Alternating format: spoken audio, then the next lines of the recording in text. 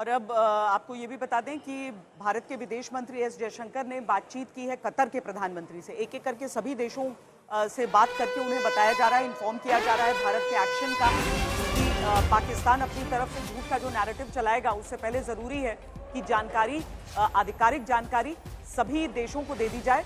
अब एस जयशंकर ने कतर के पीएम से बात की है। जो इस्लामिक देश हैं उनकी तरफ पाकिस्तान की जो कोशिशें हैं, उसके जो पैतरे हैं वो बहुत तेजी से हो रहे हैं।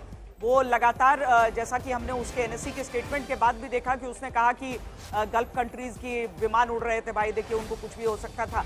तो जरूरी था, भारत ने अपनी तरफ से बताया कि हमारे प्रिसीजन अटैक्स हैं। भारत दुनिया भर के सभी देशों को, जो लेवल हेडेड देश हैं, उन सबको ये बता रहा है कि हमने तो आतंक पर हमला किया है। बिल्कुल सही है श्वेता जी, आतंक पर ही हमला हुआ है और आतंक से हटके कहीं हमला नहीं हुआ है। जो इंटरनेशनल लॉ के परिधि में है, हमने अपनी लक्ष्मण रेखा पार नहीं की है। ये हमारा अधिकार था कि अगर हमारे पर आतंकी हमला हुआ है तो हम आतंकी को ढूंढकर उस पर हमला करें।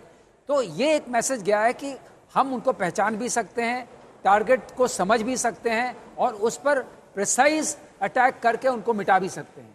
ये अपने में बहुत बड़ा नैरेटिव है और ये नैरेटिव हम रखना चाहते हैं कि अगर तुम आगे इसका रिस्पॉन्स करना चाहते हो, उसके लिए भी एस्केलेशन लैडर पर हम तैयार हैं। तो ये दोनों चीज़ें गई हैं।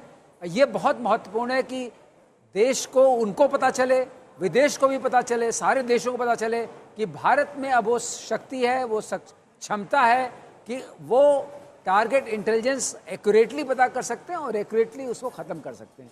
ये दोनों चीज़ें बहुत महत्वपूर्ण हैं।